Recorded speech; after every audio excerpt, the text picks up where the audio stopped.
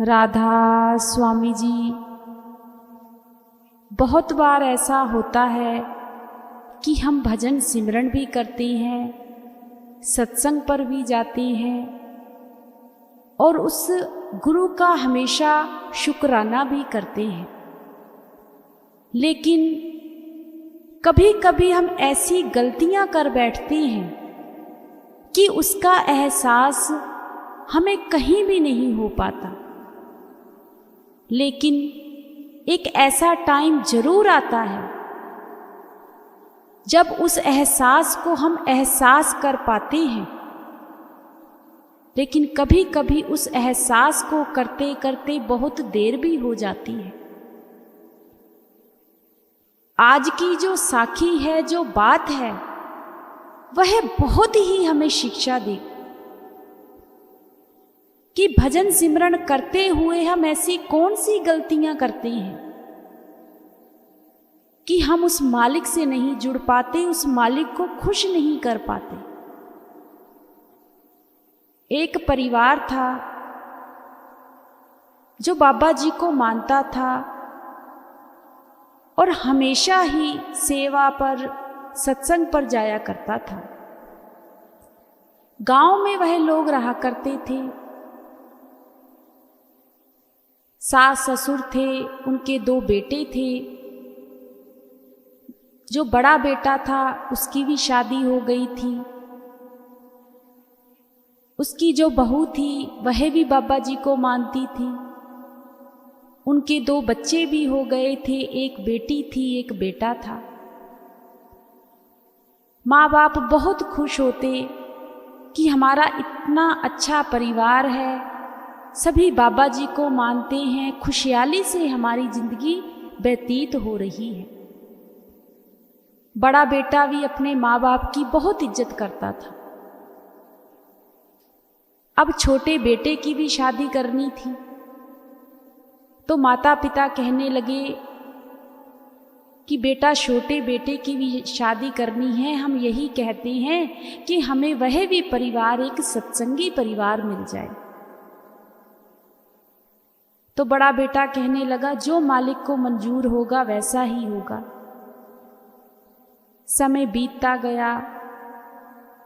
बेटी जो थी, बड़े बेटे की जो बेटी थी, वह भी 10-11 साल की हो गई। जो छोटा बेटा था वह भी 3 से 4 साल का था। अब छोटे भाई की भी शादी हो गई। शुक्र था उस मालिक का कि छोटे बेटे का भी जहां पर साथ शादी हुई वह भी सत्संगी परिवार था। मालिक कैसे मेल मिलाता है, क्या से क्या करता है, हमें कुछ भी पता नहीं होता। सारा परिवार बहुत खुश, माता पिता बहुत खुश कि मेरे दोनों बच्चे इतने अच्छे परिवारों में शादी हुई है, खुशहाल जिंदगी जीने लगे। जब दूसरे बेटे की, छोटे बेटे की शादी हुई तो उन्होंने भी थोड़े टाइम बाद नाम की बख्शिश ले ली, भजन सिमरन ले लिया। उनके घर भी मालिक ने बेटे की दात बख्शी। माता पिता अपने परिवार को देखकर बहुत खुश रहने लगे। ऐसे ही समय बीतता गया। अब जो बड़े बेटे की बहू थी, वाइफ थी, वह बहुत ही ज्यादा इन चीजों को देख देख कर हैरान होती थी कि जो हमारे सास ससुर हैं वह हमेशा छोटे ही भाई के बारे में सोचते हैं, छोटी ही बहू को ज़्यादा प्यार करते हैं। उनके मन में बहुत ज़्यादा ऐसे भेदभाव आने लगे। अपने हस्बैंड से भी कहने लगी कि सारा सारा दिन तो हम लोग काम करते हैं, आप इतनी मेहनत करते हो, छोटा भाई तो कुछ करता भी नहीं है। अगर उसका मन होता है तो वह काम करता है, आप उससे कुछ कहते भी नहीं हो। सारी जिम्मेदारी तो हम पर है। लेकिन तब भी मम्मी जी हमेशा ही छोटे की ही सपोर्ट में खड़ी होती हैं। तो उसके हस्बैंड कहने लगे कि ऐसा कुछ भी नहीं है, इतने समय से सारा कुछ ठीक ठाक चल रहा है, पता नहीं तुम क्या सोचती रहती हो। ऐसे ही जो बड़ी बहू थी अपने हस्बैंड के कान भरती रहती थी। धीरे धीरे घर में कलेश होना शुरू हो गया। माता पिता को यह देखकर बिल्कुल भी अच्छा नहीं लगता था कि इतना अच्छा हमारा समय चल रहा था, पता नहीं अब क्या हो रहा है। जो पिताजी थे उन्होंने बहुत ज़्यादा अपने मन में, अपने दिल में टेंशन ले ली। किसी से कुछ नहीं कहते थे, बस दिल ही दिल में बातें सोचते रहते थे। अगर कोई कुछ पूछता था तो कुछ बताते ही नहीं थे। एक दिन पिता को अटैक आया और वह दुनिया से चले गए। सारा परिवार बहुत दुखी हुआ, रोया। माता भी बहुत रोई। उस दिन माता ने एक बात अपने बच्चों से जरूर कही कि इतनी टेंशन देते थे अपने पिता को मुझे, आज तो तुम लोग बहुत खुश होगे। जिसने यह घर बनाया, जिसने यह परिवार बनाया, जिसने यह जड़ मजबूत की, तुमने उसकी ही कदर नहीं पाई। क्या फायदा ऐसे बच्चों को संस्कार देने से।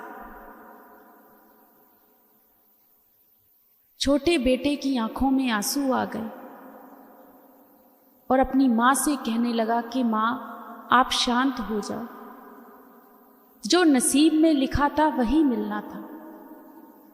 लेकिन जो बड़ा बेटा था वह इस चीज को अब समझ ही नहीं पा रहा था, क्योंकि जब किसी को भड़काया जाता है तो वह घर घर नहीं रह जाता। औरत ही घर बनाती है, औरत ही घर उजाड़ती है। बहुत सिंपल सी यह बात है। अब जो बड़ी बहू थी वह अपने हस्बैंड से रोज कहती थी कि हमसे यह जिम्मेदारियां बिल्कुल भी नहीं संभाली जाती, हम इस घर में नहीं रहेंगे, ना ही हम इनका कोई काम करेंगे। अगर इन्हें हमें कुछ देना है तो ठीक है, अपना हिस्सा लेकर हम लोग शहर चले जाएंगे। अब वैसे ही बड़े बेटे ने किया। छोटे भाई ने बहुत समझाने की कोशिश की, माँ ने भी बहुत समझाने की कोशिश की कि बेटा ऐसा तो कुछ घर में हुआ भी नहीं है जो तुम लोग ऐसा कर रहे हो। मेरे लिए तो तुम दोनों ही समान हो, पता नहीं तुम्हारे मन में इतना कैसे शंका आ गई है। सब कुछ वैसा ही चल रहा है जैसे शुरू से चल रहा था। लेकिन वह लोग मानने के लिए बिल्कुल भी तैयार नहीं थे। जो भी अपना हिस्सा था वह लेकर वह लोग शहर चले गए। माँ बहुत रोई, छोटा भाई भी बहुत रोया कि यह क्या हो गया है। शहर में जाकर उन लोगों ने अपना कोई काम शुरू कर दिया। काम भी ठीक ठाक चलने लगा, सब कुछ सही चल रहा था। अब जो माँ होती है उसका तो दिल ही जानता है कि उस पर क्या बीतती है। वह कभी भी बच्चों से दूर नहीं रह सकती। एक दिन माँ के मन में आया कि इतना समय हो गया है, 1 से 1.5 साल हो गया है मेरे बेटे को शहर गए हुए। ना कभी कोई फोन किया है, ना कभी घर आया है। तो अपने छोटे बेटे से कहने लगी कि बेटा मुझे बेटे के पास जाना है, पोते पोतियों के पास जाना है, मुझे देखना है उन्हें जाकर कि वह लोग क्या कर रहे हैं। छोटे बेटे ने काफी समझाया कि माँ एक बार भी उन्हें हमारी याद नहीं आई, तुम वहां जाकर क्या करोगे। ऐसा ना हो कि वह लोग आपकी बेइज्जती करें। माँ कहने लगी कि नहीं, एक बार मुझे अपने पोती पोतियों से मिलना है। एक बार ले चलो बेटा। तो छोटा भाई कहने लगा कि माँ, मैं आपको उनके घर के दरवाजे के आगे छोड़कर आ जाऊंगा, लेकिन घर नहीं जाऊंगा। माँ कहने लगी ठीक है। अब छोटा भाई अपनी माँ को बड़े बेटे के घर के दरवाजे के आगे छोड़कर आ गया। जब माँ घर में गई तो आगे से पोती मिली। पोती ने गले से लगा लिया अपनी दादी को कि दादी आई है, दादी आई है। दादी की आंखों में भी आंसू थे और अपनी पोती से कहने लगी, बेटा तुम्हें मेरी कभी याद नहीं आई?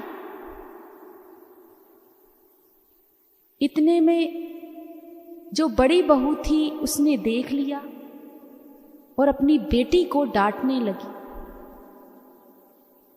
कि तुम इनसे क्यों बात कर रही हो? ना कोई सासू माँ को कोई नमस्ते, ना कोई राधा स्वामी, कुछ नहीं बुलाया। और बहू अपनी सास से कहने लगी कि तुम्हें हमारे घर का रास्ता किसने बताया? हम आपको नहीं जानते। इतने में बेटा भी आ गया। ना ही बेटे ने कोई माँ से सत्कार से बात की, ना कुछ किया। जो भी पिछली बातें थी वह सारी की सारी लेकर बैठ गए कि तुम तो हमें समझती ही नहीं थी, आज हमारे घर पर क्या लेने आई? जाओ अपने छोटे बेटे के पास।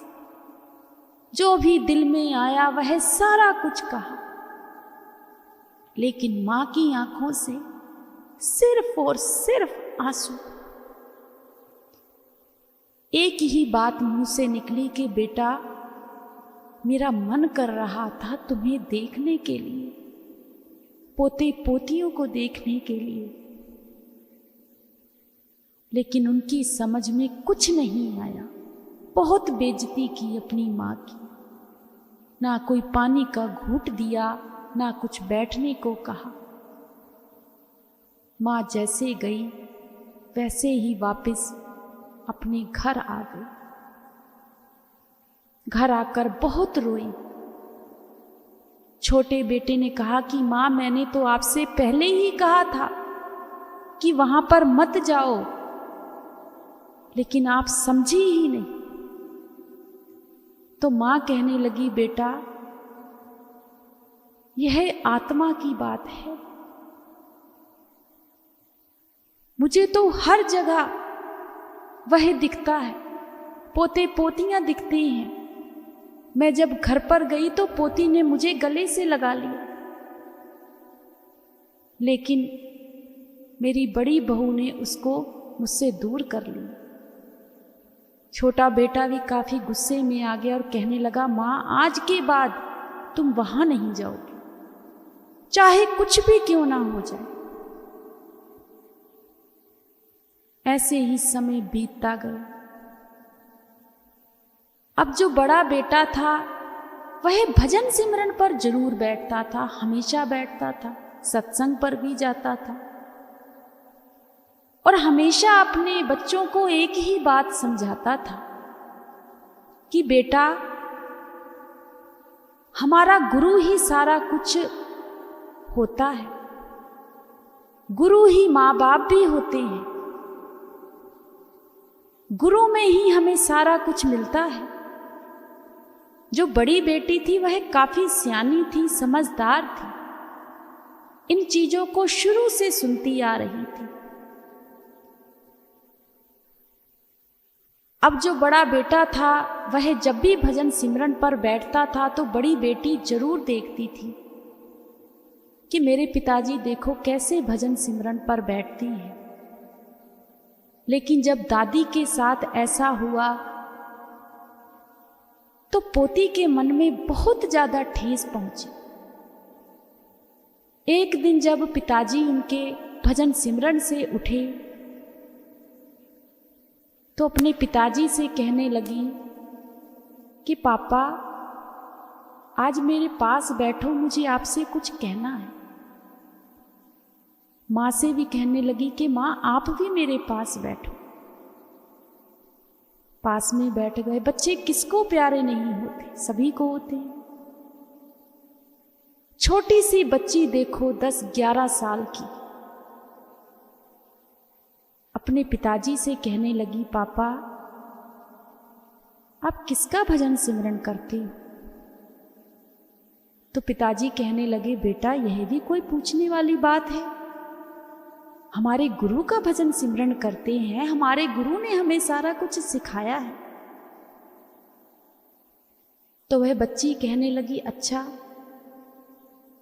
आप तो हमेशा यह भी कहते थे कि हमारे गुरु तो यह भी कहते हैं कि जिसने माँ बाप की सेवा कर ली, जिसने माँ बाप को समझ लिया, उसने हमेशा गुरु को पा लिया। लेकिन पापा, माँ आपने तो दादी को धक्के मार के घर से निकाला है, आपने तो उनकी एक बात भी नहीं सुनी। क्या फायदा आपका भजन सिमरन पर बैठने का? किसको खुश कर रहे हो आप लोग? अगर आप अपनी मां को खुश नहीं कर पाए तो गुरु को कैसे खुश कर लोगे पिताजी? देखो बच्ची ने कितनी बड़ी बात कह दी कि अगर हम मां को खुश नहीं कर सकते तो उस गुरु को खुश कर लेंगे क्या? नहीं कर सकते। जब बच्ची के मुंह से यह लफ्ज सुने तो पिताजी की आंखों में आंसू आ गए, मां की आंखों में आंसू आ गए। वह बच्ची कहने लगी कि पिताजी आपने हमें हमेशा एक बात समझाई है, जिसने माँ बाप की सेवा कर ली उसने गुरु की सेवा कर ली। अगर आज आपने अपनी माँ की सेवा नहीं की तो कल आप हमसे क्या उम्मीदें लगा सकते हैं? जब यह बातें उस बच्ची ने कही तो उनकी आंखें खुल गई। तभी वह सारा परिवार अपने घर गया, जाकर अपनी मां से, अपने छोटे भाई से माफी मांगी कि हमसे बहुत बड़ी गलतियां हो गई हैं। आज अगर हमारी बच्ची हमें कुछ बातें नहीं कहती तो शायद हमारी जिंदगी ऐसे ही निकल जाती। लेकिन शुक्र है उस मालिक का कि किसी की आंखें तो खुली। बहुत कम लोगों की आंखें खुलती हैं, बहुत कम लोगों की। हम लाख बार भजन सिमरन पर बैठे, कितना भी भजन सिमरन क्यों ना करते रहे, सत्संग पर भी जाते रहे, अगर हमने घर पर अपने बड़े बुजुर्गों की सेवा नहीं की, उनका सत्कार नहीं किया, उन्हें समझने की कोशिश नहीं की, तो हमारी सेवा, हमारा भजन सिमरन किसी काम का नहीं है। क्योंकि सबसे बड़ी सेवा वही है कि किसी का दिल नहीं दुखाना है, किसी का दिल नहीं दुखाना। आज उनकी आंखें इसलिए खुल गई क्योंकि जो कुछ वह कर रहे थे आने वाले समय में उनके साथ भी वैसे ही होना था। कभी हमारे मन में यह वहम ना रह जाए कि आज हम लोग जवान हैं और हमारे माँ बाप बूढ़े हैं, आज उन पर यह टाइम है, कल को हमें भी वहीं पहुंचना है, हमें भी बूढ़े होना है, हमारे भी आगे बच्चे हैं, जो देखेंगे वही करेंगे। नर्क और स्वर्ग सब कुछ यहीं पर है।